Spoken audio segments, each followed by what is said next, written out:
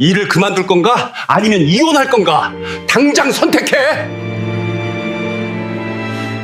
단 몇 분 만에 저는 시아버지에게 2번의 따귀를 맞았고 직장과 결혼 중 하나를 택하라는 강요를 받았으며 제가 돈을 보태 지은 이 집에서 더부살이하는 사람 취급을 받았습니다. 시아버지가 으르렁거리는 목소리로 재촉했습니다. 선택해.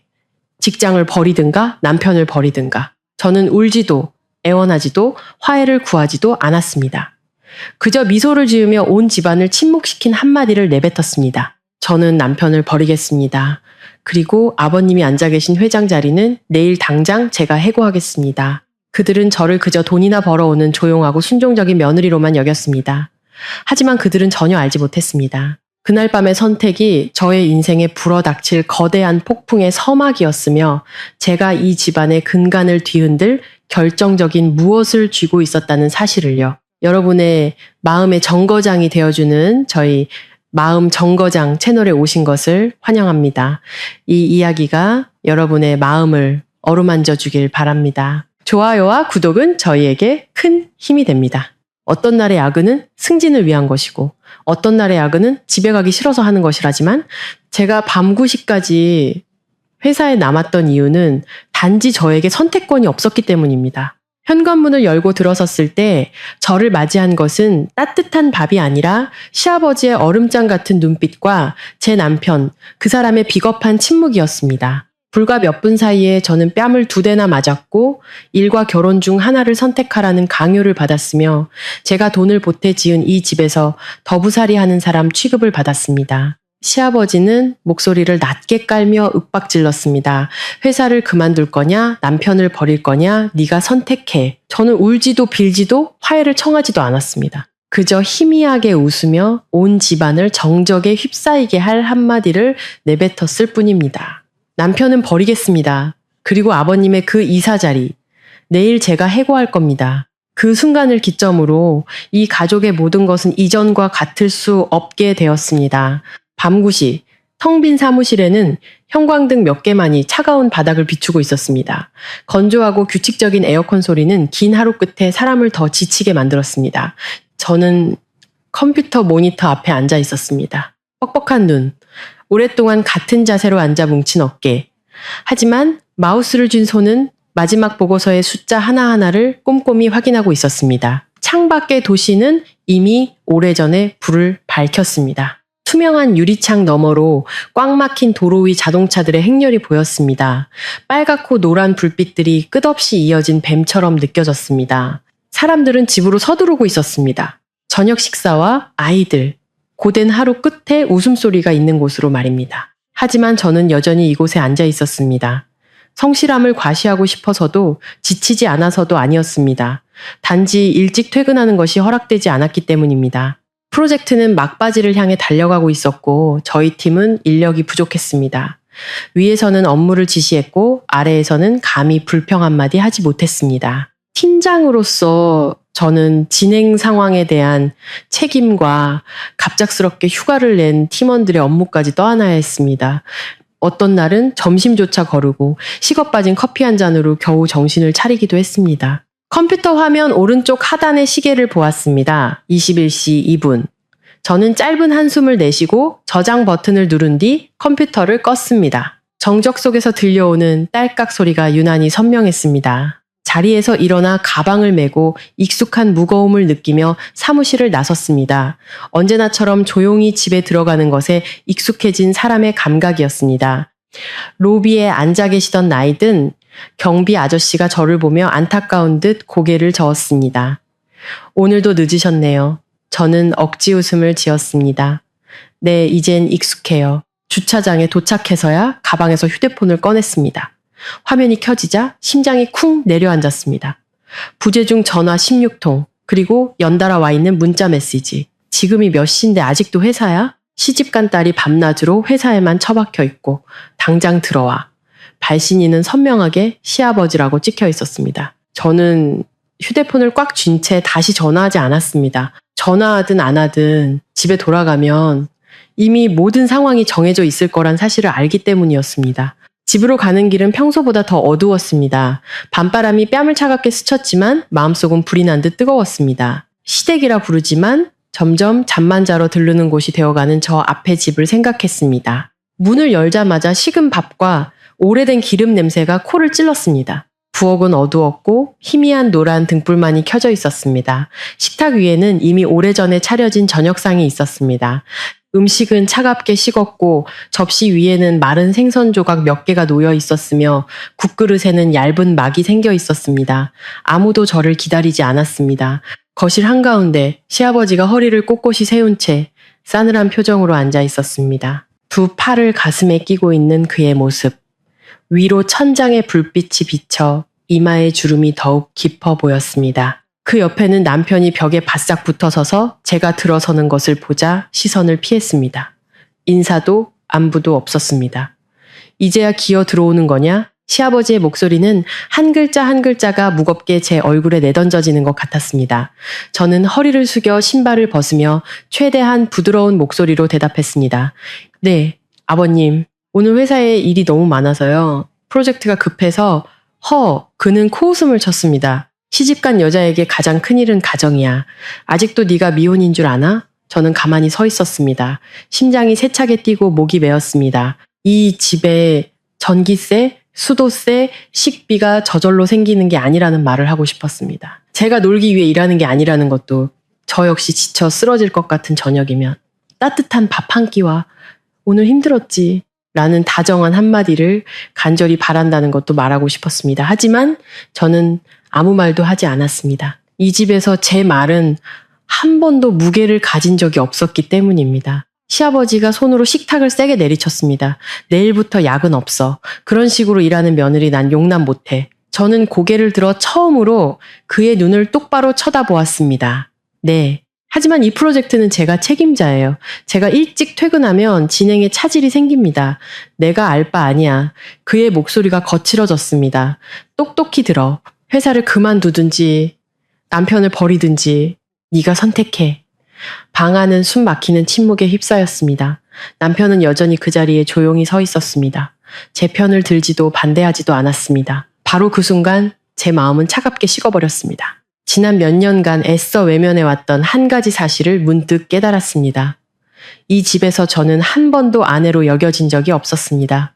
그저 돈 버는 기계일 뿐이었습니다. 그리고 저는 그날 밤이 제 인생에 몰아칠 거대한 폭풍의 시작에 불과하다는 것을 전혀 알지 못했습니다.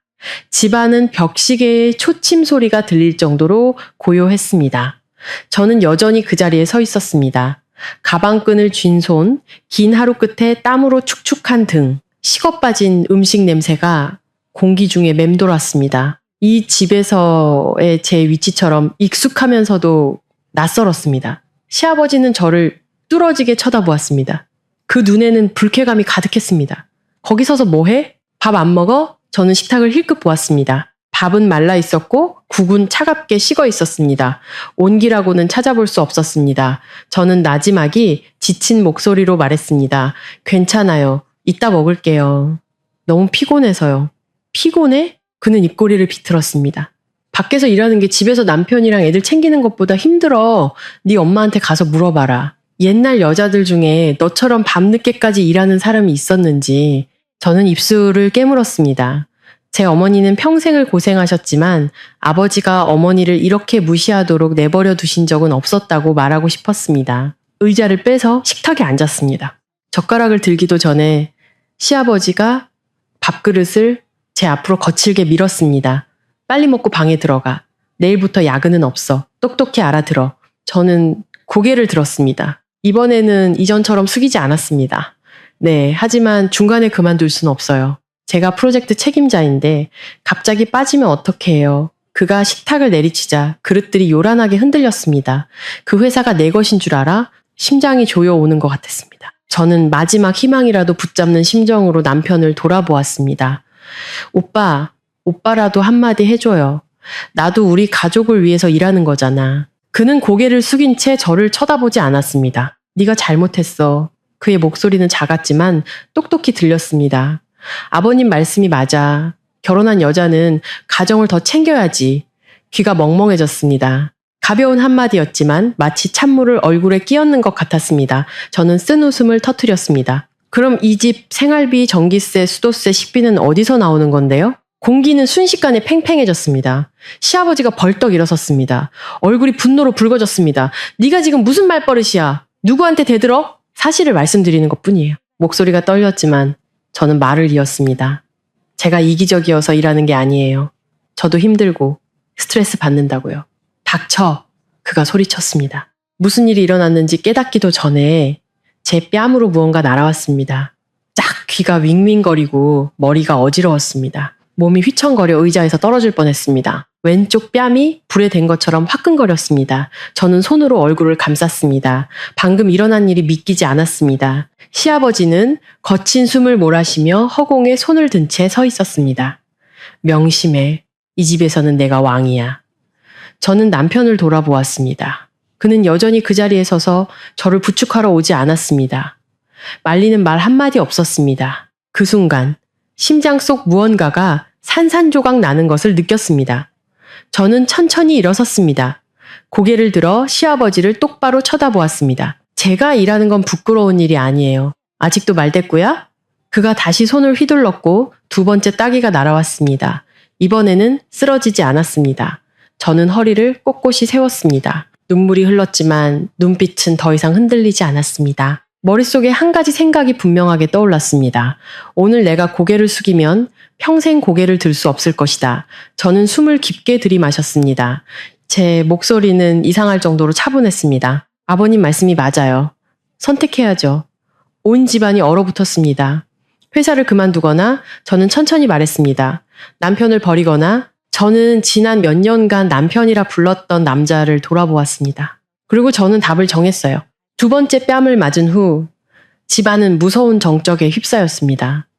더 이상 고함 소리도 그릇 부딪히는 소리도 들리지 않았습니다. 시아버지의 거친 숨소리와 제 가슴 속에서 세차게 뛰는 심장 소리만이 들려왔습니다. 뺨은 화끈거렸고 한쪽 귀는 여전히 멍했지만 정신은 이상할 정도로 맑았습니다. 익숙했던 두려움과 체념의 감정은 온데간데 없이 사라지고 무서울 정도로 평온한 마음이 찾아왔습니다. 마치 충분한 고통을 겪은 후에는 더 이상 잃을 것이 없는 사람처럼 말입니다.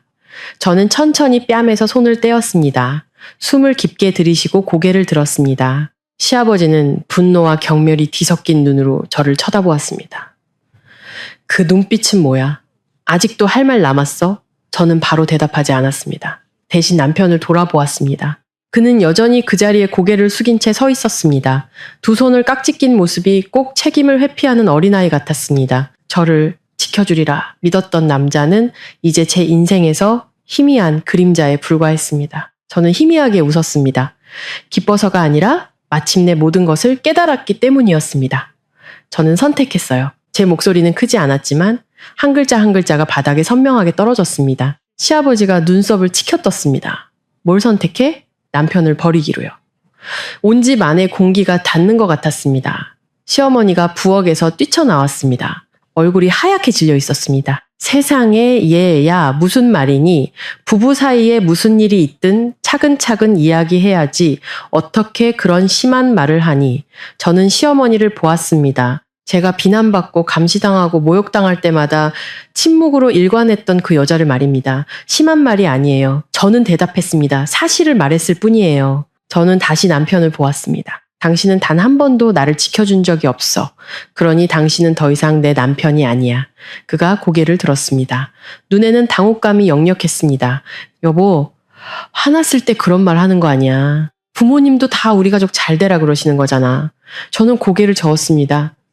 아니 이건 화나서 하는 말이 아니야. 지금이 내가 태어나서 가장 정신이 맑은 순간이야. 시아버지가 큰 소리로 비웃었습니다.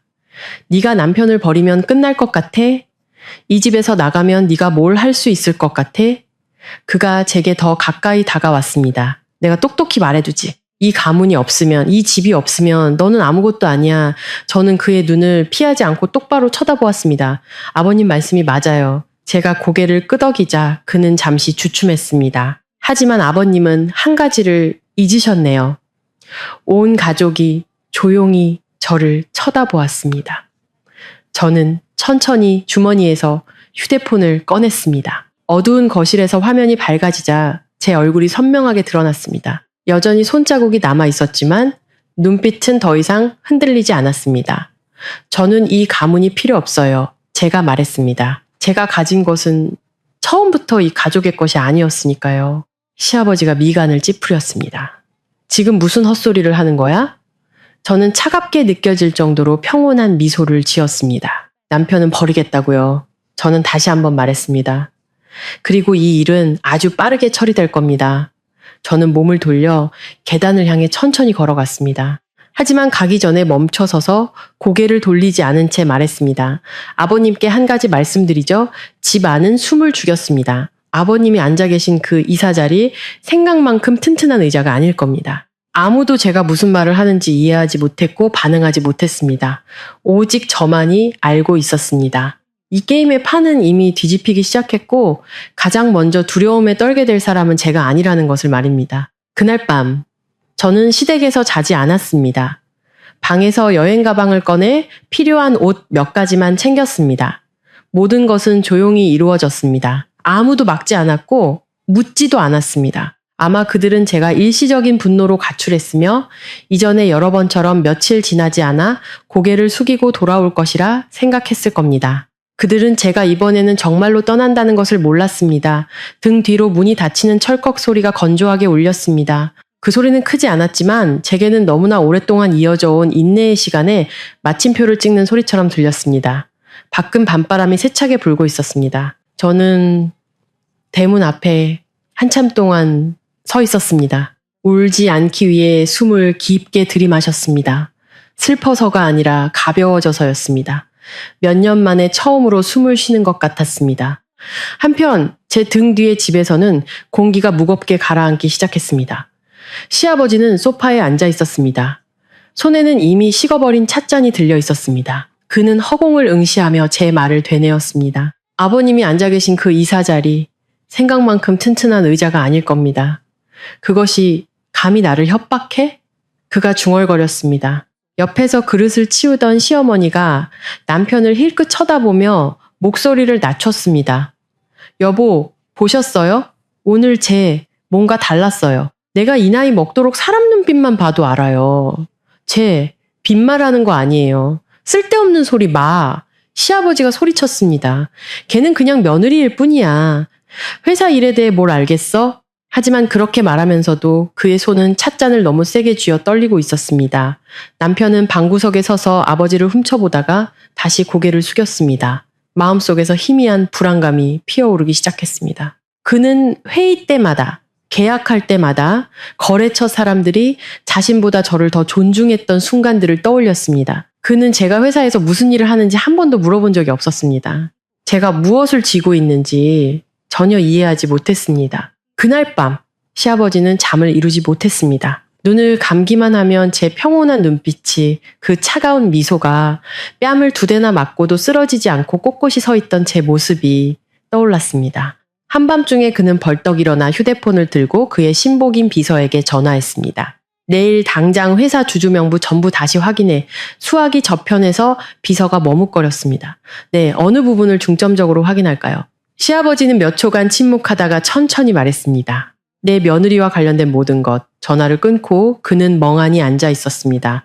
이사 자리에 앉은 지 몇 년 만에 처음으로 불안감을 느꼈습니다. 그 시각 저는 임시로 빌린 작은 방에 홀로 앉아 있었습니다.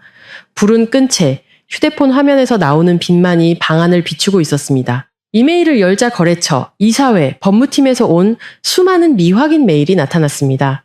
저는 바로 답장하지 않았습니다.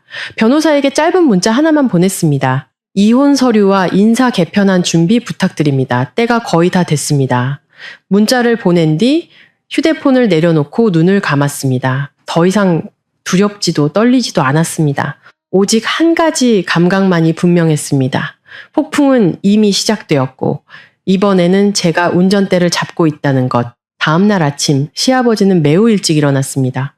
개운해서가 아니라 잠을 설쳤기 때문이었습니다. 밤새 뒤척이며 눈을 감을 때마다 제 평온한 얼굴이 떠올랐습니다. 더 이상 두려움이 없는 눈빛, 무심코 던진 것 같지만 관자놀이를 규칙적으로 두드리는 소리처럼 머릿속에서 반복되는 그 말. 그 의자 생각만큼 튼튼하지 않아요. 그는 거실로 내려와 불을 켜고 책상에 앉았습니다. 눈앞의 커피에서는 김이 피어올랐지만 마실 생각은 들지 않았습니다. 그의 손은 지난 몇 년간 한 번도 의심해 본 적 없는 낡은 서류철들을 넘기고 있었습니다. 잠시 후 전화가 울렸습니다. 네, 이사님. 비서의 목소리는 평소보다 조심스러웠습니다. 어제 내가 회사 지분 확인하라고 한 거 시아버지가 천천히 말했습니다. 뭐 나온 거 있나? 수화기 저편은 몇 초간 조용했습니다. 네. 약간 이상한 점이 있습니다. 그의 심장이 쿵 내려앉았습니다. 자세히 말해봐. 비상임 주주 명단에 4년 전에 등재된 법인이 하나 있습니다. 이 법인의 지분은 많지 않지만 전략적 핵심 지분 그룹에 속해 있습니다. 시아버지가 미간을 찌푸렸습니다. 어느 법인이야? 네. 회사 이름은 생소한데 법인 대표가 사모님이십니다. 손에 들고 있던 커피잔이 흔들려 커피를 쏟을 뻔했습니다. 뭐라고? 그가 으르렁거렸습니다. 다시 말해봐. 네. 서류에 분명히 나와 있습니다. 해당 지분은 개인 명의가 아니라 중개법인을 통해 등재되어 있고 서류에 서명한 분이 사모님이십니다. 시아버지는 의자에 등을 기댔습니다. 목이 바싹 말랐습니다. 4년 전 그는 문득 회사가 자금난으로 급박했던 시기를 떠올렸습니다.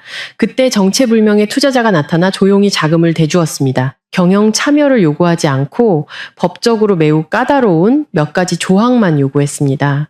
당시에는 위기를 넘겼다는 사실에 안도할 뿐이었습니다. 이제야 그는 그 조항들이 왜 그렇게 까다로웠는지 이해했습니다. 그리고 비서가 머뭇거렸습니다. 정관에 따르면 해당 법인 대표가 관련된 혼인관계에서 벗어날 경우 의결권이 즉시 활성화된다고 명시되어 있습니다. 시아버지는 전화기를 책상 위에 떨어뜨렸습니다. 머릿속에 섬광처럼 스쳐 지나가는 생각에 등골이 오싹해졌습니다. 이혼. 다른 곳에서 제 남편은 사무실에 멍하니 앉아 있었습니다. 책상 위에는 제가 읽지도 답하지도 않은 메시지들이 쌓여 있었습니다. 그는 제게 여러 번 전화했지만 수신이 거부된다는 안내만 들려왔습니다. 생전 처음으로 그는 두려움을 느꼈습니다. 아내를 잃을까봐 두려운 것이 아니라 지난 몇 년간 자신의 곁에 살았던 여자에 대해 아무것도 몰랐다는 사실이 두려웠습니다. 그는 제가 늦게 귀가하던 밤들, 말하지 않았던 회의들, 그가 한 번도 관심을 두지 않았던 서류와 전화통화들을 떠올렸습니다. 그는 제가 침묵할 때의 모습만 알고 있었던 것입니다. 그날 아침, 저는 작은 카페에 앉아 있었습니다. 햇살이 창문을 통해 비스듬히 들어왔습니다. 노트북을 열어 오래된 이메일과 서명된 계약서들을 다시 한번 훑어보았습니다. 서두르지 않았습니다. 이 게임에서 서두르면 지는 것이었습니다. 전화가 울렸습니다. 변호사에게서 온 짧은 문자였습니다. 상대방이 서류를 확인하기 시작했습니다. 눈치챈 것 같습니다. 저는 커피를 한 모금 마시고 미소 지었습니다. 눈치채는 게 좋죠. 저는 중얼거렸습니다. 의심해야 두려워하기 시작하니까. 노트북을 덮고 일어섰습니다. 밖의 도시는 여전히 평소처럼 소란스러웠습니다. 평범해 보이는 한 가정에서 조용한 쿠데타가 진행 중이라는 사실을, 그리고 언젠가 제 뺨을 때렸던 그 남자가 곧 두려움에 떠는 법을 배우게 될 것이라는 사실을 아무도 몰랐습니다. 그날 오후 저는 낯선 사무실 번호로 걸려온 전화를 받았습니다. 화면을 몇 초간 응시하다가 통화 버튼을 눌렀습니다. 지금 어디야? 시아버지의 목소리가 들려왔습니다. 예전처럼 날카롭지 않고 평정을 유지하려는 듯 낮게 가라앉아 있었습니다. 저는 잠시 침묵했습니다. 무슨 일이세요? 제가 평온한 목소리로 되물었습니다. 만나고 싶다. 그가 말했습니다. 제대로 이야기 좀 하자. 저는 희미하게 웃었습니다. 제대로? 제가 언제부터 아버님과 제대로 된 대화를 할 수 있었죠? 좋아요. 제가 대답했습니다. 예전 회사 맞은편 카페에서요. 오후 5시에 저는 그가 더 말하기 전에 전화를 끊었습니다. 5시 10분 전 저는 이미 그곳에 앉아 있었습니다. 카페는 크지 않았고 부드러운 노란 조명과 잔잔한 음악이 흐르고 있었습니다. 저는 일부러 창가 자리를 골랐습니다. 저녁 햇살이 제 얼굴을 비추도록 숨길 필요도 피할 필요도 없었습니다. 시아버지가 들어왔습니다. 그는 단정한 셔츠 차림에 머리도 깔끔하게 빗었지만 눈빛에는 피로가 역력했습니다. 하룻밤 사이에 눈에 띄게 늙어 보였습니다. 그는 저를 발견하고 잠시 멈칫하더니 다가왔습니다. 뭐 마실래? 그가 물었습니다. 블랙커피요? 설탕 없이. 제가 대답했습니다. 그는 고개를 끄덕이고 저와 같은 것을 주문했습니다. 작은 테이블 하나를 사이에 두고 마주 앉았지만 우리 사이에는 깊은 심연이 있는 것 같았습니다. 어제 일은 그가 입을 열었습니다. 내가 너무 화가 나서 그랬다. 어쨌든 너는 우리 집 며느리인데 저는 그의 눈을 똑바로 쳐다보았습니다. 괜찮습니다. 제가 말했습니다. 사과하시려고 부르신 거라면 이 만남은 필요 없습니다. 그는 잠시 할 말을 잃었습니다. 그럼 뭘 원하는데? 그의 목소리가 날카로워지기 시작했습니다.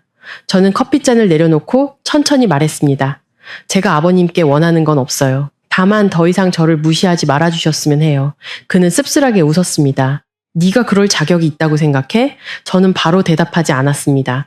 대신 가방에서 얇은 서류 뭉치를 꺼내 테이블 위에 가볍게 올려놓았습니다. 집에 가셔서 회사 정관 다시 한번 꼼꼼히 읽어보세요. 제가 말했습니다.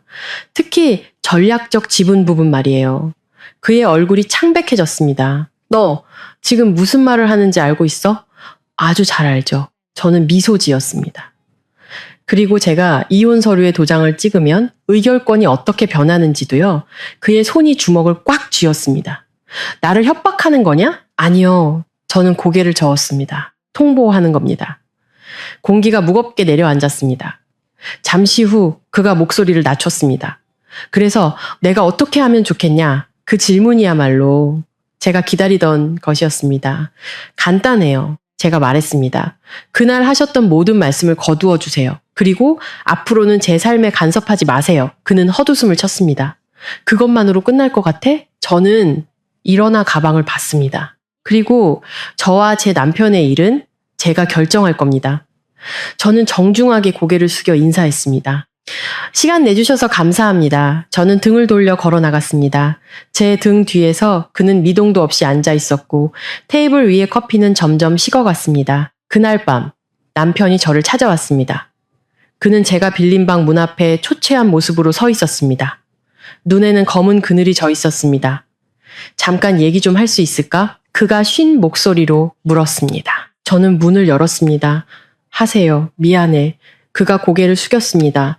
내가 잘못했어. 그날 침묵하지 말았어야 했어. 저는 그를 한참 동안 바라보았습니다. 사과가 시간을 되돌릴 수는 없어. 제가 말했습니다. 뺨 맞은 사실을 지울 수도 없고. 그는 침묵했습니다. 한 번만 기회를 주면 안 될까? 그가 작게 물었습니다. 가족을 위해서. 저는 고개를 저었습니다. 이미 너무 많은 기회를 줬어. 저는 문을 닫았습니다. 세게 닫지도 소리내지도 않았지만 그의 뒤에 있는 모든 문이 닫혔다는 것을 그가 이해하기에는 충분했습니다. 그날 아침 저는 아주 일찍 일어났습니다.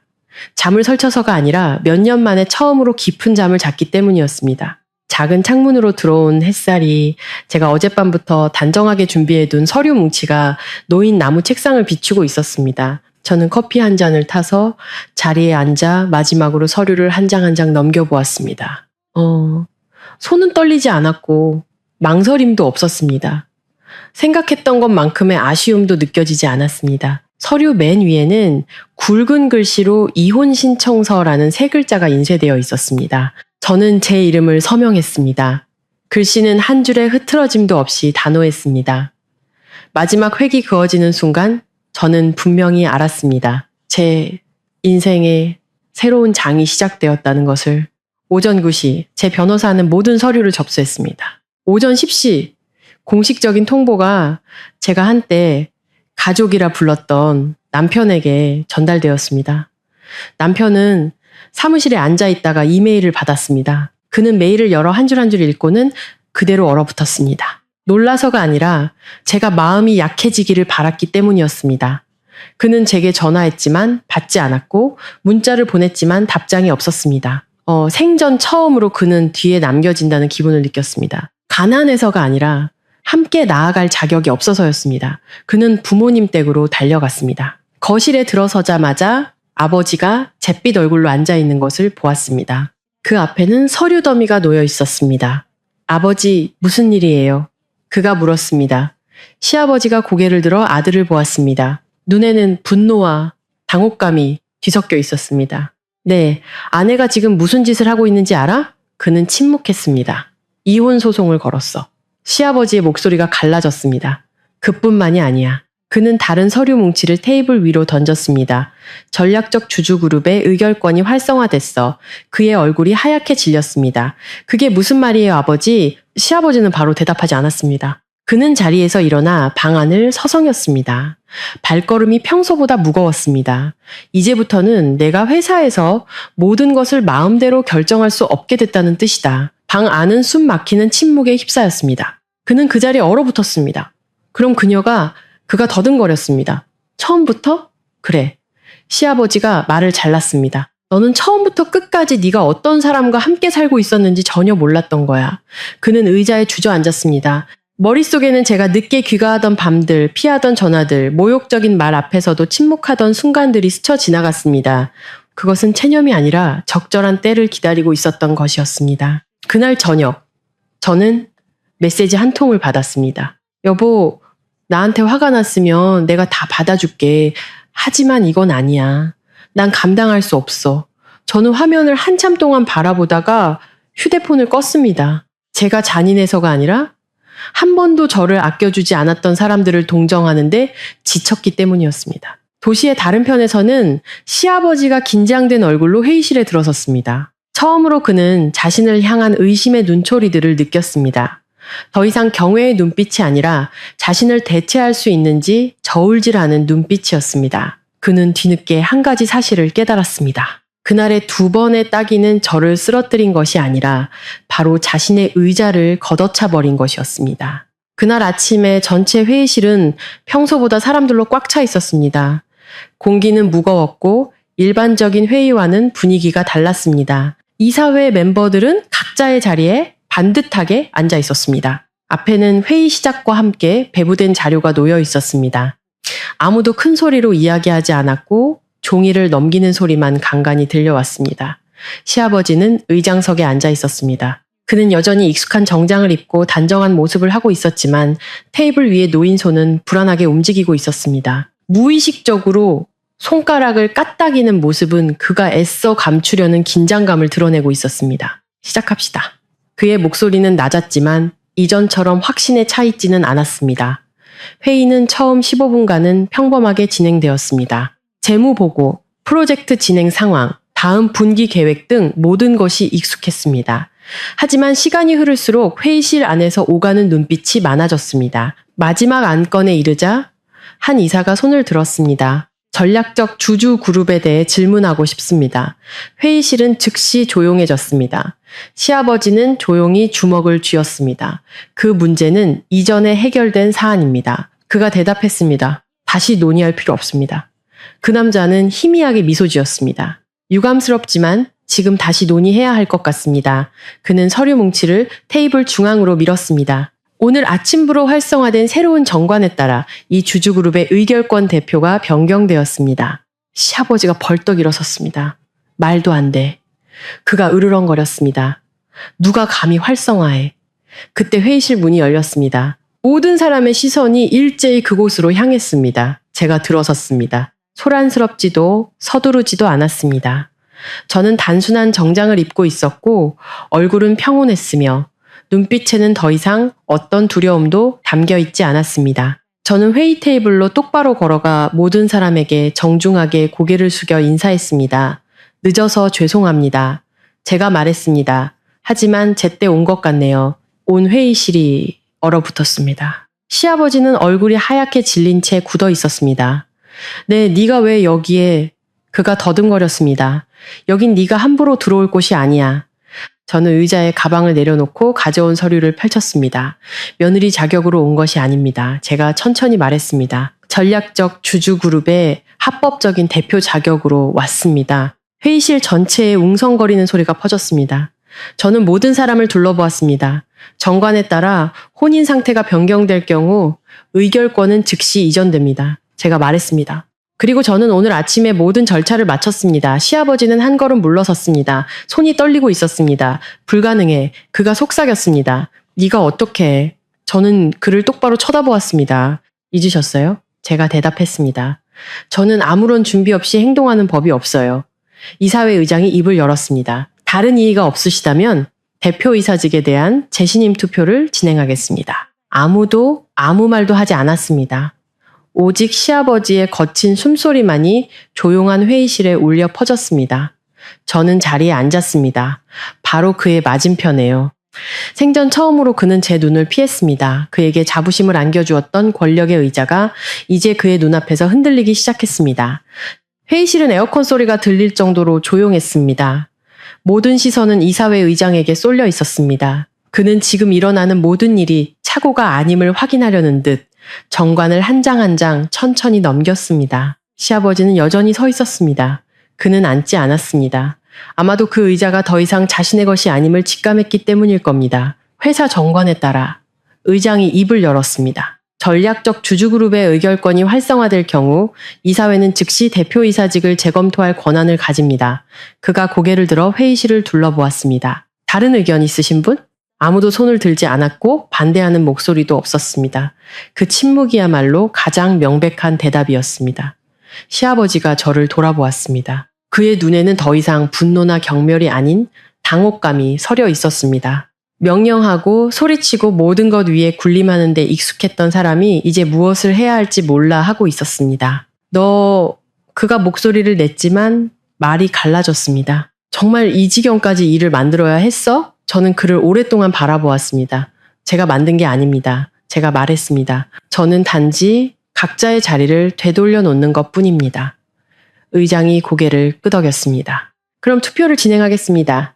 종이도 거수도 없었습니다. 각 멤버는 앞에 놓인 전자패널의 버튼 하나만 누르면 되었습니다. 벽에 대형 화면이 켜지고 숫자들이 천천히 하지만 잔인할 정도로 선명하게 나타났습니다. 100% 온 회의실이 숨을 죽였습니다. 이사회는 만장일치로 현 대표이사의 직위를 정지하기로 결의했습니다. 의장이 말했습니다. 효력은 이 시간부로 발생합니다. 시아버지는 비틀거리며 테이블 모서리를 붙잡고 겨우 서 있었습니다. 그는 익숙한 눈빛, 자신을 위해 한마디 해줄 사람을 찾는 듯 회의실을 둘러보았지만 아무도 없었습니다. 한때 그에게 고개를 숙였던 사람들은 이제 모두 시선을 피하고 있었습니다. 나는 그가 무언가 말하려 했지만 목이 메었습니다. 나는 이 회사에 평생을 바쳤어. 그리고 회사는 그 공로를 인정합니다. 의장이 대답했습니다. 하지만 권력은 고함 소리로 지켜지는 것이 아닙니다. 제가 일어섰습니다. 아무도 저를 막지 않았고 더 이상 저를 무시하는 눈빛으로 보는 사람도 없었습니다. 저는 시아버지에게 다가가 그가 들을 수 있을 만큼 작게 말했습니다. 그날의 2번의 따기가 제 명예를 훼손하지는 못했어요. 단지 아버님의 권력을 더 빨리 잃게 만들었을 뿐이죠. 그는 눈을 감았습니다. 처음으로 저는 그가 정말로 늙었다고 느꼈습니다. 그날 오후 저는 회의실을 나섰습니다. 밖은 막 비가 내리기 시작하고 있었습니다.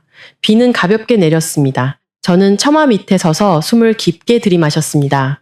몇 년 동안 가슴을 짓누르던 커다란 돌덩이를 내려놓은 기분이었습니다. 전화가 울렸습니다. 전 남편에게서 온 문자였습니다. 아버지 직위 해제됐다며. 이제 만족해? 저는 문자를 읽고 답장 없이 삭제했습니다. 통쾌해서가 아니라 더 이상 그들의 인정이 필요 없었기 때문이었습니다. 한 여자가 충분히 정신을 차리면 그녀를 무시했던 온 가족은 자신들의 위치를 다시 배우게 될 것입니다. 해고 결정은 다음날 아침에 공표되었습니다. 기자회견도 떠들썩한 발표도 없었습니다. 단지 간결하고 절차에 맞으며 법적으로 유효한 한 장의 문서가 그의 대표이사직을 즉시 종료시켰을 뿐입니다. 시아버지는 평소보다 일찍 회사에 도착했습니다. 아마도 모든 것을 되돌릴 수 있다는 작은 희망을 품고 있었을 겁니다. 하지만 익숙한 사무실에 들어섰을 때 그가 가장 먼저 본 것은 책상 위에 단정하게 놓인 골판지 상자였습니다. 그 안에는 낡은 수첩, 가족사진 액자, 그리고 몇 년 동안 그와 함께했던 만년필이 들어있었습니다. 아무도 아무 말도 하지 않았습니다. 직원들은 지나가며 마지막 예의로 그에게 고개를 숙여 인사했습니다. 더 이상 아첨도 두려움도 없는 그저 거리감만이 느껴졌습니다. 그는 사무실 문 앞에 오랫동안 서 있다가 직접 문을 닫았습니다. 그 문은 가볍게 닫혔지만 그에게는 다시는 열리지 않을 문이었습니다. 오후에 저는 약속이 있었습니다. 법적으로는 여전히 남편인 전 남편과의 만남이었습니다. 우리는 신혼 시절에 함께 갔던 오래된 카페에서 만났습니다. 모든 것이 그대로였지만 사람만 달라져 있었습니다. 그는 일찍 와 있었습니다. 피곤한 얼굴, 공허한 눈빛. 왔어? 그가 나지막이 말했습니다. 저는 고개를 끄덕이고 맞은편에 앉았습니다. 한 가지만 물어볼게. 그가 저를 보았습니다. 그날 내가 만약 당신 편을 들었다면 모든 게 달라졌을까? 저는 한참 동안 침묵하다가 천천히 대답했습니다. 그랬을지도 모르죠. 하지만 확실하진 않아요. 그는 눈을 감았습니다. 그럼 내가 어디서부터 잘못한 걸까?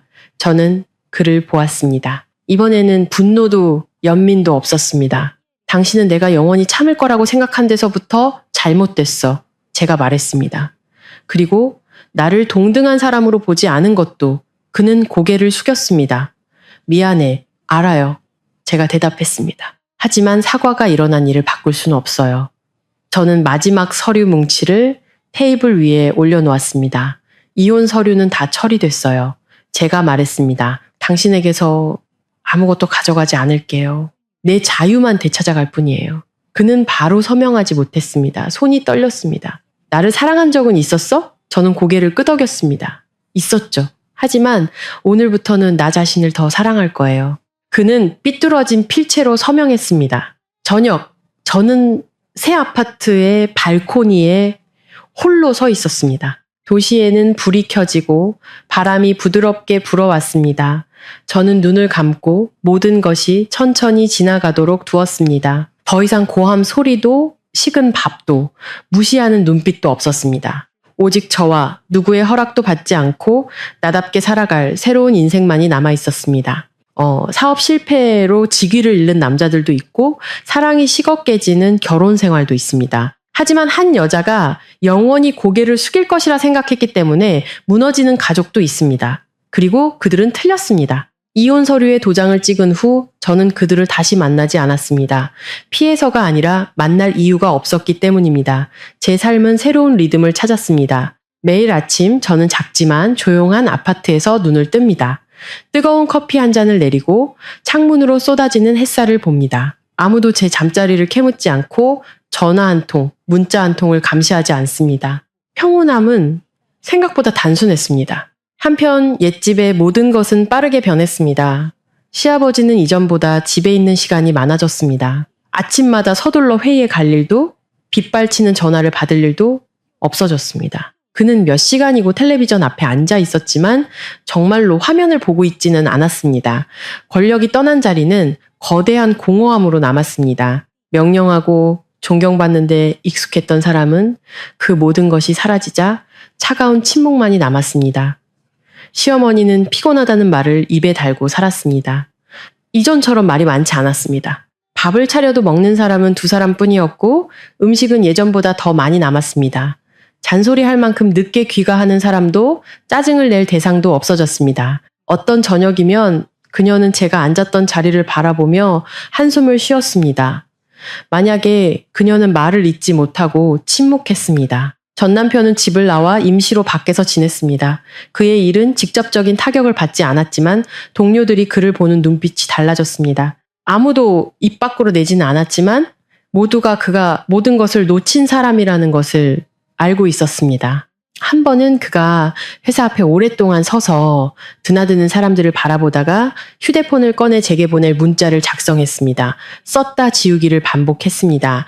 그는 뒤늦은 후회가 어떤 느낌인지 깨닫기 시작했습니다. 어느 날 오후 저는 시장에서 우연히 전 시어머니와 마주쳤습니다. 그녀는 채소 가게 앞에서 한참 동안 배추를 들고 망설이고 있었습니다. 저를 보자 그녀는 멈칫했습니다. 요즘 잘 지내니? 저는 고개를 끄덕였습니다. 네, 잘 지내요. 그녀는 오랫동안 저를 바라보았습니다.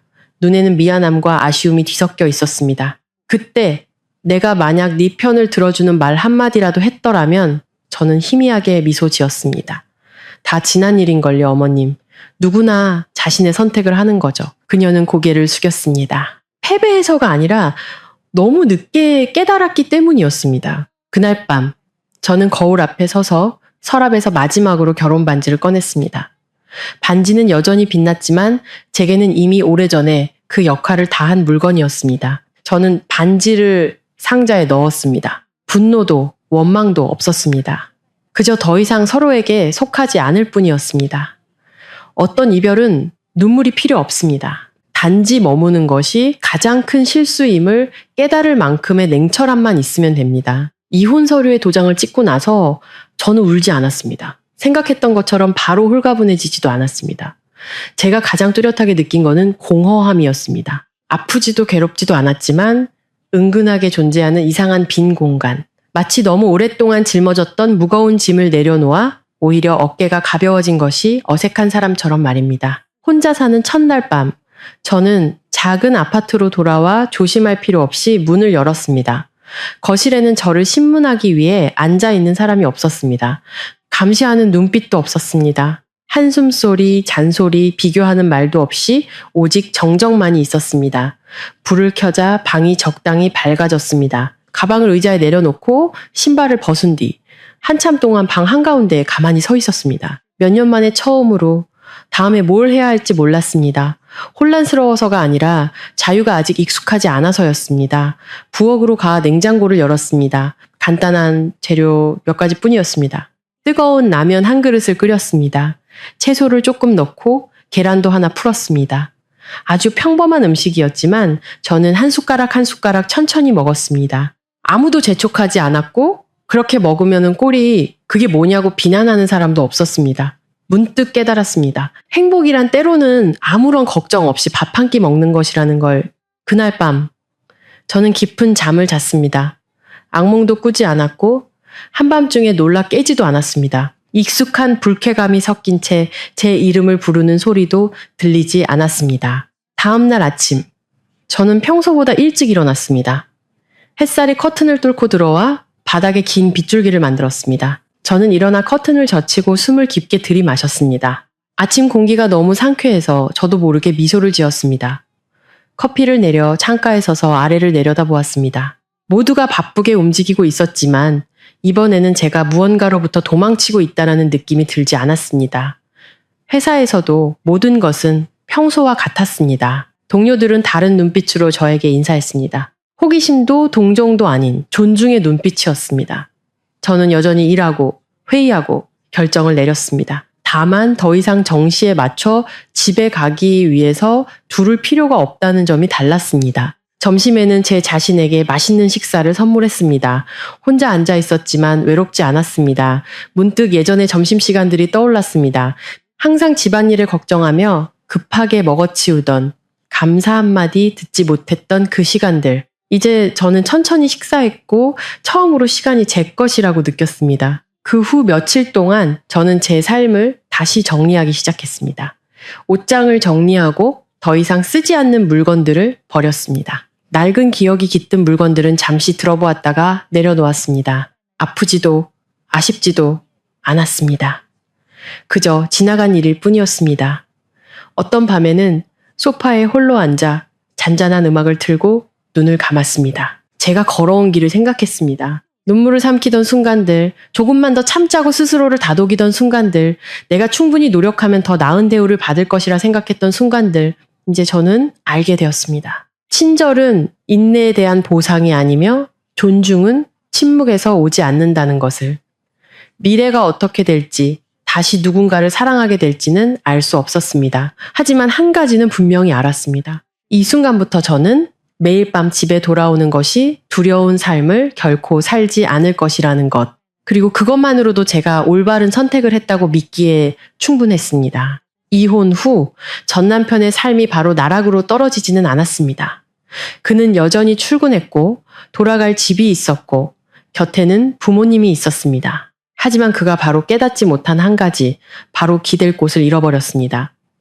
처음 며칠 아침 그는 낡은 방에서 깨어나 옆자리가 텅 빈 것을 보았습니다. 비 올 때 우산을 챙기라고 말해주는 사람도, 오늘 저녁은 뭘 먹을지 묻는 사람도, 그가 어질러 놓은 것들을 말없이 치워주는 사람도 없었습니다. 그는 그것들이 사소한 일이라고 생각했습니다. 모든 것이 엉망이 되기 전까지는요, 아버지는 집에 있는 시간이 늘어나면서 바쁘게 다닐 회사가 없어지자 더 까다롭고 신경질적으로 변했습니다. 예전에 저에게 퍼붓던 말들이 이제는 아들을 향했습니다. 넌 일 처리를 그따위로 하냐? 이건 왜 미리 챙기지 않았어? 내가 말했잖아. 듣기나 했어? 어머니는 더 과묵해졌습니다. 현관 앞에 멍하니 앉아 텅 빈 길을 바라보는 일이 잦아졌습니다. 밥을 차려놓고 아무리 불러도 함께 먹을 사람이 없었고 음식은 식어 냉장고로 들어갔습니다. 사람은 많은데 집은 차가웠습니다. 그는 늦게 귀가하기 시작했습니다. 야근 때문이 아니라 집에 일찍 들어가고 싶지 않아서였습니다. 어떤 밤이면 그는 주차장에서 한참 동안 차에 앉아 있었습니다. 시동을 끄고 휴대폰도 켜지 않은 채 단 몇 분이라도 더 조용한 시간을 보내기 위해서였습니다. 그럴 때면 문득 제가 생각났습니다. 피곤해 지쳐 늦게 돌아오면서도 부드러운 목소리를 유지하려 애쓰던 제 모습. 식은 밥을 먹으면서도 불평 한마디 없던 저녁들. 뺨을 맞고도 울지 않았지만 상대를 당황하게 할 만큼 차가웠던 그날의 눈빛. 그는 깨닫기 시작했습니다. 그날의 제 침묵은 나약함이 아니었다는 것을. 어느 날 밤 그는 오래된 메일함을 다시 열어보았습니다. 그 안에는 제가 보낸 수많은 이메일이 있었습니다. 가족 행사 일정을 알려주고 자신을 대신해 한마디만 해달라고 부탁하고 업무 스트레스를 토로하는 내용들이었습니다. 당시 그는 그저 훑어보거나 아예 열어보지도 않은 메일도 있었습니다. 이제 와서 다시 읽으니 한 글자 한 글자가 가슴을 파고들었습니다. 그는 제게 아주 긴 메시지를 썼습니다. 썼다 지우기를 반복하다가 결국 짧은 한 문장만 보냈습니다. 이제야 알았어. 하지만 너무 늦었지. 저는 메시지를 읽고 화면을 껐습니다. 화가 나서가 아니라 더 이상 그 질문에 대답해야 할 위치에 있지 않았기 때문이었습니다. 그 무렵 전 시아버지는 고혈압으로 입원했습니다. 심각하진 않았지만 병상에 누워 하얀 벽과 도망칠 곳 없는 생각들을 마주하기에는 충분했습니다. 그는 제 소식을 물었습니다. 걔 뭐라고 안 해? 어머니가 고개를 저었습니다. 아주 잘 지낸대요. 그는 벽 쪽으로 고개를 돌렸습니다. 어떤 사과는 뱉어냈을 때 이미 들어줄 사람이 없는 법입니다. 저는 여전히 제 속도에 맞춰 살고 있었습니다. 출근하고 운동하고 매일 밤 책을 읽었습니다. 아무 일도 일어나지 않는 평범한 날들이 이어졌습니다. 하지만 그 평범함이야말로 제가 몇 년 동안 꿈꿔왔던 것이었습니다. 한 번은 거울 앞에서 제 얼굴을 들여다보았습니다. 여전히 저였지만 눈빛이 달라져 있었습니다. 더 이상 경계하지 않았고 누군가의 기분을 상하게 하지는 않았는지 자문하지 않았습니다. 저는 제 자신에게 미소 지었습니다. 어떤 사람들은 당신이 떠난 후에야 당신의 가치를 깨닫습니다. 하지만 그때가 되면 당신은 더 이상 그들의 인정이 필요하지 않습니다. 오후의 병원은 특유의 냄새가 났습니다. 희미한 소독약 냄새, 갓 세탁한 침대 시트 냄새, 그리고 평온한 얼굴 뒤에 숨기려 애쓰는 피로의 냄새. 저는 긴 복도를 천천히 걸었습니다. 제 구두 소리가 심장박동처럼 규칙적으로 울렸습니다. 복도 끝에 있는 병실 문 앞에 잠시 서서 숨을 깊게 들이마신 뒤 가볍게 노크했습니다. 들어오세요. 안에서 전 시아버지의 목소리가 들려왔습니다. 이전보다 훨씬 쉬고 약해진 목소리였습니다. 그는 침대에 등을 높이 기댄 채 누워 있었습니다. 얼굴은 눈에 띄게 수척해졌고 머리는 더 하얗게 새었으며 눈은 참했습니다. 다른 사람을 피하게 만들었던 날카로운 눈빛은 온데간데 없었습니다. 저를 보자 그는 잠시 놀란 듯 했습니다. 정말 왔구나. 저는 고개를 끄덕였습니다. 잠깐 들렀어요. 그는 오랫동안 침묵했습니다. 저를 보는 그의 눈에는 더 이상 분노나 경멸이 없었습니다. 피로, 공허함, 그리고 후회가 뒤섞인 다른 무언가였습니다. 네가 올 줄은 몰랐다. 그가 천천히 말했습니다. 저도 올 줄 몰랐어요. 제가 대답했습니다. 하지만 마무리는 해야 할 것 같아서요. 그는 창밖으로 고개를 돌렸습니다. 오후의 햇살이 그의 늙은 얼굴을 비추자 예전에는 미처 보지 못했던 주름들이 선명하게 드러났습니다. 평생을 그가 아주 나지막이 입을 열었습니다. 나는 명령하는 데 익숙했지. 더 크고 더 강하게 말하면 모든 것이 내 뜻대로 될 거라고 생각했어. 그는 잠시 말을 멈췄습니다. 앙상한 손이 이불 끝을 꽉 쥐었습니다. 너도 마찬가지일 거라고 생각했다. 조금 겁을 주면 얌전해질 거라고. 저는 아무 말도 하지 않았습니다. 동의해서가 아니라 어떤 진실은 스스로 뱉어내야만 깨닫게 되는 법이기 때문이었습니다. 그날의 두 번의 딱이 그는 눈을 감았습니다. 나는 그저 집안일이라고 생각했는데 그게 내가 치른 가장 큰 대가일 줄이야. 그의 목소리가 떨렸습니다. 내가 직위를 잃은 건 너 때문이 아니야. 그가 말했습니다. 다른 사람을 무시했기 때문에 잃은 거야. 처음으로 저는 그가 남 탓을 하지 않는 말을 듣는 것이었습니다. 제가 일어나 침대 가장자리에 손을 얹었습니다. 목소리는 부드러웠지만 분명했습니다. 아버님을 원망하러 온 것도 사과를 받으러 온 것도 아니에요. 그가 저를 돌아보았습니다. 그럼 왜 왔어? 아버님께 알려드리려고요. 제가 천천히 말했습니다. 저는 아버님을 미워하지 않아요. 하지만 돌아가지도 않을 겁니다. 그가 한숨을 쉬었습니다. 알아. 그의 목소리가 갈라졌습니다. 잃어버린 거는 다시 되찾을 수 없지. 저는 고개를 끄덕였습니다. 어서 쾌차하시길 바라요. 제가 말했습니다. 남은 인생은 조금 더 천천히 자신을 위해 사세요. 그는 저를 오랫동안 바라보았습니다. 너는 내가 생각했던 것보다 강하구나. 그가 말했습니다. 내 아들보다도. 저는 미소 지었습니다. 자랑스럽지도 씁쓸하지도 않았습니다. 제가 강한 게 아니에요. 제가 대답했습니다. 단지 더 이상 고개를 숙이지 않을 뿐이에요. 저는 고개를 숙여 인사하고 돌아섰습니다. 문이 등 뒤로 닫힐 때 그의 희미한 한숨 소리가 들려왔습니다. 그것이 아쉬움이었는지 뒤늦은 체념이었는지는 알 수 없었습니다. 하지만 한 가지는 분명히 알았습니다. 이것이 제가 그들의 인생에 발을 들여놓는 마지막 순간이며 낡은 장을 닫아야 할 마지막 순간이라는 것을. 그날의 만남 후 저는 해가 질 무렵 작은 아파트로 돌아왔습니다. 도시는 천천히 불을 밝혔습니다. 비에 젖은 도로 위로 노란 불빛들이 반사되어 반짝였습니다. 저는 평소보다 천천히 운전했습니다. 피곤해서가 아니라 몇 년 만에 처음으로 무언가로부터 도망칠 필요가 없다고 느꼈기 때문입니다. 집에 도착해 문을 열고 불을 켰습니다. 방 안은 조용히 밝아졌습니다. 텔레비전 소리도 한숨 소리도 없었습니다. 어디에 갔는지, 무엇을 했는지, 누구를 만났는지 묻는 사람도 없었습니다.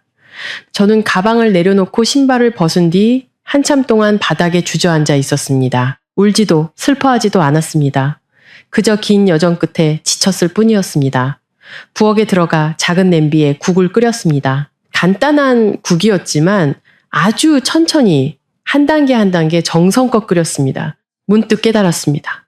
예전에도 매일 요리를 했지만 항상 다른 사람의 비위를 맞추고 비난을 들을까봐 조급한 마음으로 했다는 것을 지금은 제 입맛에 맞게 간을 했습니다. 짜면 물을 더하고 싱거우면 소금을 더했습니다. 아무도 판단하지 않았고 불쾌한 표정을 짓는 사람도 없었습니다.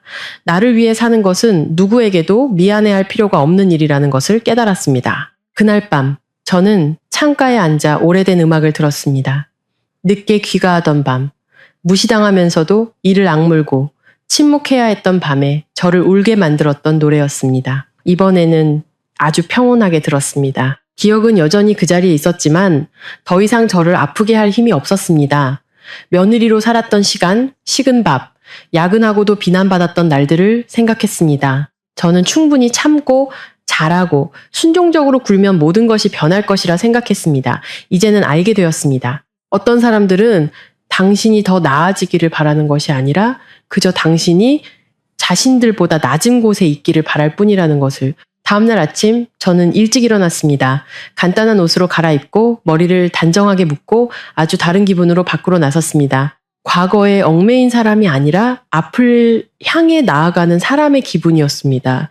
회사에서 저는 더 집중해서 일했습니다. 무언가를 증명하고 싶어서가 아니라 더 이상 이름 없는 걱정들로 에너지를 소진하지 않았기 때문입니다. 저는 더 멀리 보고 더 단호하고 더 침착해질 수 있다는 것을 깨달았습니다. 점심에는 회사 근처 작은 식당에서 혼자 식사했습니다. 함께 앉아 웃고 떠드는 젊은 부부들을 보며 저도 모르게 미소 지었습니다. 부럽지도 씁쓸하지도 않았습니다. 그저 스스로에게 다짐했습니다. 다시 사랑하게 된다면 존중받을 때만 사랑하겠다고. 저녁에는 옷장을 다시 정리했습니다. 예전에는 단지 쓸 수 있다는 이유만으로 오랫동안 보관했던 물건들이 있었습니다. 더 이상 좋아하지 않음에도 불구하고 말입니다. 저는 망설임 없이 그것들을 버렸습니다. 사랑과 마찬가지로 어떤 것들은 나쁘지는 않지만 더 이상 맞지 않을 뿐이라는 것을 이해했습니다. 잠들기 전 저는 거울 앞에 서서 제 얼굴을 자세히 들여다보았습니다. 여전히 저였지만 눈빛이 달라져 있었습니다. 더 이상 경계하지 않았고 자책하지 않았습니다. 내가 틀렸나 하고 묻지도 않았습니다. 저는 아주 희미하게 미소 지었습니다. 가장 강한 여자는 다른 사람을 위해 모든 것을 하는 사람이 아니라 자신이 상처받고 있다는 것을 알았을 때 멈출 용기가 있는 사람입니다. 그날 밤 저는 아주 깊이 잠들었습니다. 꿈도 꾸지 않았고 놀라 깨지도 않았습니다. 그리고 내일부터는 제 모든 결정이 가치 있음이라는 두 단어에서 비롯될 삶을 살게 될 것이라는 것을 알았습니다. 시간은 사람들이 말하는 것처럼 빨리 흐르지 않았습니다. 아주 천천히 하루하루 사람들이 작지만 중요한 변화에 익숙해질 만큼의 속도로 흘렀습니다. 저는 아주 평범한 어느 날 아침에 그 사실을 깨달았습니다. 출근 준비를 하며 거울 앞에서 머리를 묶다가 한때 남편이었던 남자의 얼굴이 더 이상 선명하게 기억나지 않는다는 것을 문득 깨달았습니다. 억지로 잊으려 해서가 아니라 더 이상 생각하지 않았기 때문이었습니다. 그 감정은 갑작스럽게 찾아오지 않았습니다. 산들바람처럼 가볍게 스쳐 지나갔지만 저를 몇 초간 멈추게 만들었습니다. 이전에는 누군가 가족이라는 두 글자만 언급해도 마음이 무거워졌습니다. 하지만 이제는 들어도 아프지도 부족하지도 않았습니다. 그저 더 이상 관련이 없을 뿐이었습니다. 회사에서는 새로운 프로젝트를 맡게 되었습니다.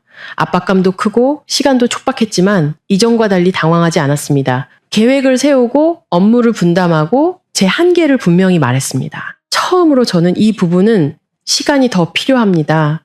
이 범위를 벗어나는 일은 더 이상 맞지 않겠습니다. 라고 말할 용기를 냈습니다. 아무도 불쾌해하지 않았고 평가하지도 않았습니다. 저는 예전에는 감히 생각지도 못했던 한 가지를 깨달았습니다. 당신이 스스로를 존중할 때 다른 사람들도 당신을 존중하는 법을 배우게 된다는 것을. 저녁에는 더 일찍 집에 돌아왔습니다. 마트에 들러 필요한 물건 몇 가지를 아주 신중하게 골랐습니다. 절약하기 위해서가 아니라 제 자신을 제대로 돌보는 법을 배우고 있었기 때문입니다. 요리를 하고 청소를 한 뒤 창가 작은 테이블에 앉아 부드러운 노란 불빛 아래에서 천천히 식사했습니다. 문득 예전의 식사들이 떠올랐습니다. 그때도 먹었지만 항상 비난받을까? 마음에 들지 않을까? 무심코 던진 한마디가 트집 잡힐까봐 방어적인 자세로 먹었습니다. 이제는 달랐습니다. 평화로운 식사 한 끼가 때로는 행복의 가장 확실한 척도가 되기도 합니다. 어느 날 밤 낯선 번호로 전화가 왔습니다. 전 남편이었습니다. 저는 화면을 한참 동안 바라보다가 전화를 받았습니다. 요즘 잘 지내? 그의 목소리가 조심스럽게 들려왔습니다. 응? 저는 짧게 대답했습니다. 그는 몇 초간 침묵했습니다. 아버지가 내 얘기 하셨어. 저는 가볍게 하고 대답했습니다. 차가워서가 아니라 더 이상 그 이야기에서 제 역할이 없었기 때문이었습니다. 그냥 그거 말해주려고 전화했어. 그가 말했습니다. 돌이킬 수 없다는 거 알아. 알아. 제가 대답했습니다. 그리고 나도 네가 잘 지냈으면 좋겠어. 전화는 금방 끝났습니다. 눈물도 원망도 미련도 없었습니다. 저는 전화기를 내려놓고 창밖을 보았습니다.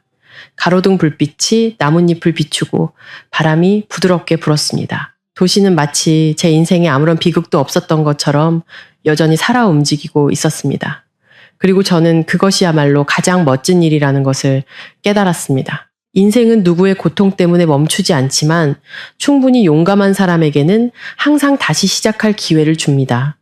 그날 밤 저는 수첩에 짧은 한 줄을 적었습니다. 나는 지나왔다. 더 이상 설명할 필요도 누구에게 증명할 필요도 없었다. 단지 내가 다시는 나를 상처 입혔던 곳으로 돌아가지 않을 것이라는 사실, 기억이 아무리 나를 불러도 말이다. 그 결혼 생활을 떠난 지 1년이 지났습니다.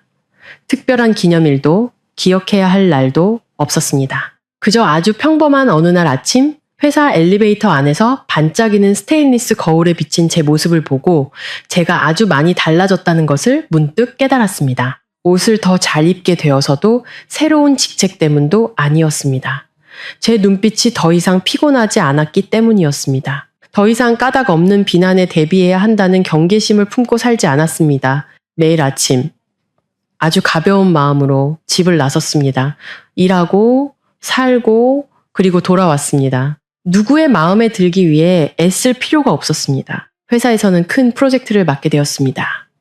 회의는 몇 시간씩 이어졌고 압박감도 적지 않았지만 이상할 정도로 침착했습니다. 누군가 날카롭게 질문했을 때 저는 예전처럼 침묵하며 견디지도 격하게 반응하지도 않았습니다.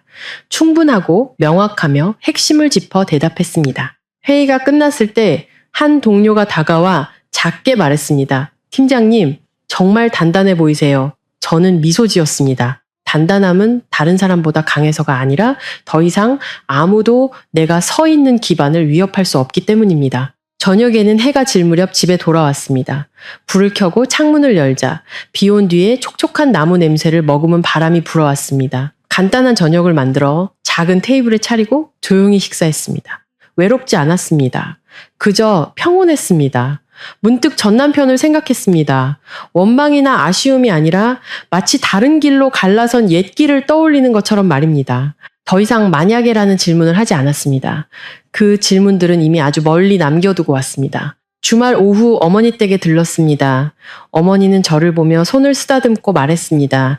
요즘 네 얼굴이 아주 편안해 보인다. 저는 웃었습니다. 네, 더 이상 애쓰지 않아도 되니까요. 어머니는 더 묻지 않았습니다. 어떤 것들은 보기만 해도 이해할 수 있는 법입니다. 그날 밤 저는 예전에 걱정과 자책으로 가득 찬 글을 썼던 낡은 수첩을 다시 펼쳤습니다. 내가 틀린 걸까? 내가 부족한 걸까? 저는 예전에 제 자신을 한 장 한 장 읽고는 조용히 수첩을 덮었습니다.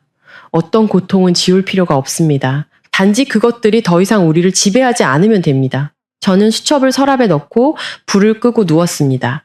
잠들기 전 문득 생각했습니다. 만약 그날 내가 떠나지 않았다면 아마 나는 여전히 살고 있겠지만 매일 견뎌내야만 하는 삶을 살고 있었을 거라고. 그리고 저는 분명히 알았습니다. 떠나는 사람이 항상 패배자는 아니라는 것을.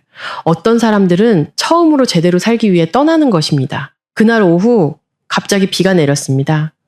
세찬 비는 아니었고 길바닥을 적시고 공기를 식힐 정도였습니다. 저는 평소보다 일찍 퇴근하며 익숙한 거리를 천천히 달렸습니다. 몇 년간 며느리로 살았던 옛집으로 이어지는 익숙한 갈림길에 이르렀을 때 저는 저도 모르게 속도를 줄였습니다. 그 길, 저는 셀 수 없이 지나다녔습니다. 예전에는 그 길로 들어설 때마다 마음이 무거웠습니다. 오늘 내가 뭘 잘못했나? 집에 가면 또 무슨 일이 있을까? 그 질문들은 매일 반복되어 저는 그것이 아내의 평범한 감정이라고 생각했습니다. 이제는 아니었습니다. 저는 길가 낡은 나무 아래에 차를 세웠습니다. 헬멧 위로 빗방울이 떨어지는 소리가 들렸습니다. 멀리서 그 집을 바라보았습니다. 대문도 담벼락도 그대로였습니다. 아무것도 변하지 않았습니다. 오직 저만 달라져 있었습니다. 두렵지도 슬프지도 화나지도 않았습니다. 단지 그곳이 더 이상 제게 속하지 않는다는 분명한 느낌만이 있었습니다. 문득 몇 년 전 그날 밤이 떠올랐습니다. 밤 9시에 집에 돌아왔을 때 야근으로 땀에 젖은 제게 돌아온 것은 차가운 눈빛, 비난, 그리고 저를 정신 차리게 한 두 번의 딱이었습니다. 만약 그날 제가 똑바로 서지 않았다면 아마 오늘 저는 여전히 그 집에 살고 있겠지만 희미한 그림자로 살고 있었을 겁니다. 비가 더 세차게 내렸습니다. 휴대폰을 꺼내 화면을 보았습니다. 부재중 전화도 답해야 할 문자도 없었습니다. 제 삶은 이제 제가 낯설게 느낄 정도로 조용했습니다. 그리고 저는 그 조용함이 공허함이 아니라는 것을 깨달았습니다. 그것은 더 이상 과거에 발목 잡히지 않는다는 신호였습니다. 저는 시동을 걸었습니다. 떠나기 전에 다시 한번 그 집을 돌아보았습니다. 아쉬워서도 그리워서도 아니었습니다. 제 자신에게 말하기 위해서였습니다. 나는 충분히 멀리 왔다. 차는 옛길을 벗어났습니다. 비는 계속 내렸지만 마음은 아주 가벼웠습니다. 저는 이 순간부터 과거는 더 이상 제 발을 묶는 밧줄이 아니라 그저 하나의 이야기가 될 것이라는 것을 알았습니다. 그날 밤 저는 집에 돌아와 옷을 갈아입고 따뜻한 차 한 잔을 끓였습니다. 창가에 앉아 밖에서 점점 잦아드는 빗소리를 들었습니다. 도시의 불빛이 유리에 반사되어 눈부시지 않게 반짝였습니다. 저는 미소 지었습니다. 어떤 돌아봄은 돌아가기 위함이 아니라 다시는 길을 잃지 않을 것이라는 확신을 얻기 위함입니다. 어떤 이야기는 눈물로 끝나지 않습니다. 평온한 침묵으로 끝납니다. 저는 아주 평범한 어느 날 저녁에 그 사실을 깨달았습니다. 작은 아파트에 홀로 앉아 있을 때 부드러운 노란 불빛이 바닥을 비추고 있었습니다. 밖의 도시는 여전히 평소처럼 소란스러웠습니다. 저는 찻잔을 내려놓고 의자에 등을 기댄 채 긴 숨을 내쉬었습니다. 걱정할 것도 기다릴 것도 저를 긴장하게 만드는 사람도 없었습니다. 그리고 저는 모든 것이 정말로 끝났다는 것을 알았습니다. 더 이상 오래전에 2번의 따기를 분노로 떠올리지 않았고 왜 그렇게 오랫동안 참았는지 자문하지도 않았습니다. 그 질문들은 오랫동안 저를 따라다녔지만 더 이상 중요하지 않다는 것을 깨달았습니다. 그 2번의 따기는 끝이 아니었습니다. 그것은 분기점이었습니다. 평가받고 버려지고 무시당하는 두려움 속에 살던 한 여자와 가족, 결혼 또는 의무라는 이름으로 누구도 자신을 상처 입힐 권리가 없다라는 것을 깨달은 한 여자 사이의 분기점. 저는 누구도 이기지 않았습니다. 복수하지도 우위를 점하지도 않았습니다. 저는 단지 똑바로 서기를 선택했고 그 선택이 모든 것을 바꾸었습니다. 아마도 옛집 어딘가에서 저를 무시했던 사람들은 뒤늦은 후회와 소용없는 만약에를 곱씹으며 자신의 삶을 살아가고 있을 겁니다. 하지만 그것은 더 이상 저와 관련이 없습니다. 제 삶은 이제 화려하지도 떠들썩하지도 않습니다. 하지만 매일 밤 집에 돌아와 문을 잠그고 앉아 제 삶 속에서 안전하다고 느낄 수 있습니다. 그리고 제게는 그것으로 충분합니다. 만약 누군가 제게 묻는다면, 다시 돌아간다면 다른 선택을 할 건가요? 저는 미소 지으며 대답할 겁니다. 아니요. 그 길을 걷지 않았다면 저는 오늘의 제가 될 수 없었을 테니까요. 어떤 고통은 당신을 파괴하기 위해 오는 것이 아닙니다.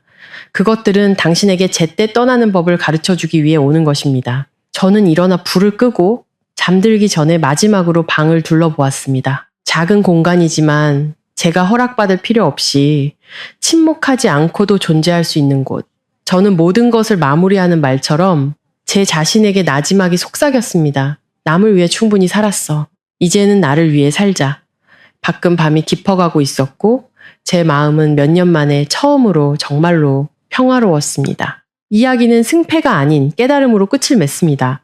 어떤 여자들은 약해서가 아니라 인내가 평화를 가져다 줄 것이라 믿기 때문에 오랫동안 침묵 속에서 살아갑니다. 하지만 현실은 인내가 다른 사람을 더 나아지게 만들지 않는다는 것입니다.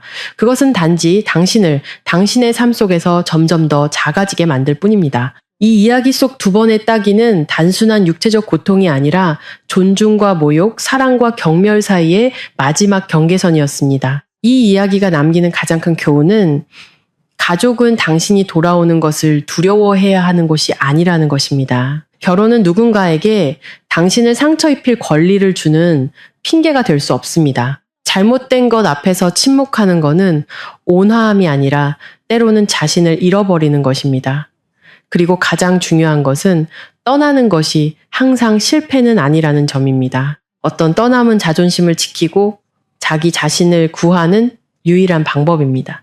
한 여자가 충분히 정신을 차리고 똑바로 설 때 그녀 뒤에 온 인생이 바뀔 것입니다. 만약 이 이야기 속에서 당신의 모습을 보셨다면, 만약 당신도 침묵하고 견디고 조금만 더 참으면 괜찮을 거라 생각한 적이 있다면 아래에 댓글을 남겨주세요. 길게 이야기하지 않아도 괜찮습니다. 단 한 줄이라도 좋습니다. 당신이 결코 혼자가 아니라는 것을 알 수 있도록 말입니다.